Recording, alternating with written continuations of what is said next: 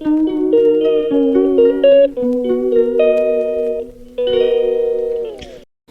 বন্ধুরা, আশা করি তোমরা সবাই ভালো আছো। আমিও খুব ভালো আছি। অনন্যার প্রিয়াঙ্কা ভিডিওতে তোমাদের অনেক অনেক স্বাগত।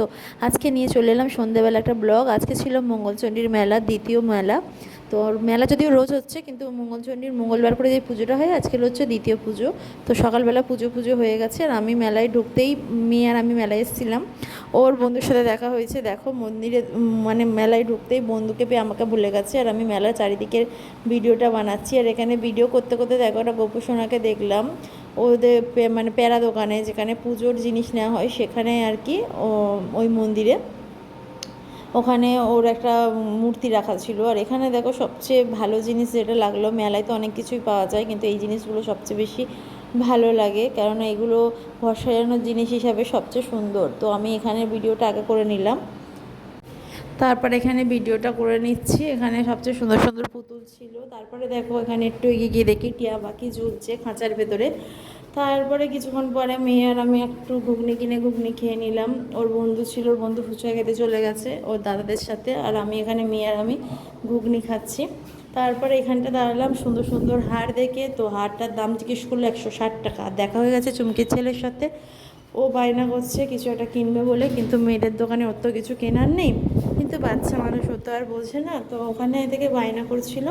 আমি একটু ওর ভিডিওটা নিলাম। আর এখানে সুন্দর সুন্দর হার দেখে মেয়ে দাম করছে, যদিও কিছু কিনিনি, কিন্তু হারগুলো খুব সুন্দর ছিল, দাম হিসাবে খুব সুন্দর ছিল।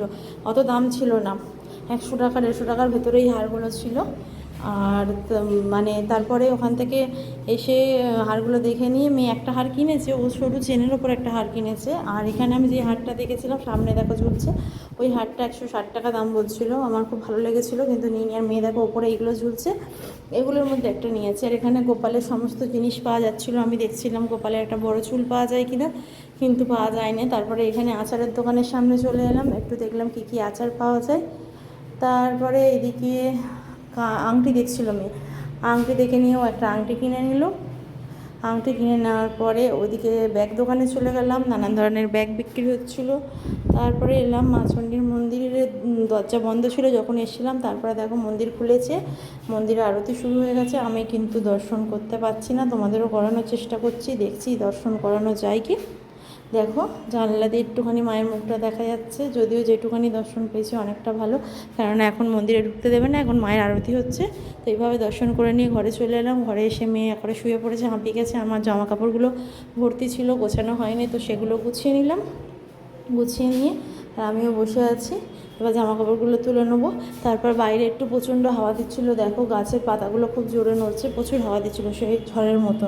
তো একটু হাওয়ায় বসলাম, হাওয়ায় বসে তারপরে খাওয়া দাওয়া করবো। তো চলো ভিডিওটা আর বাড়ালাম না, এখানে শেষ করছি। ভালো লাগলে অবশ্যই লাইক কমেন্ট শেয়ার করবে। দেখা হচ্ছে নতুন একটা ভিডিওর সাথে আগামী দিন।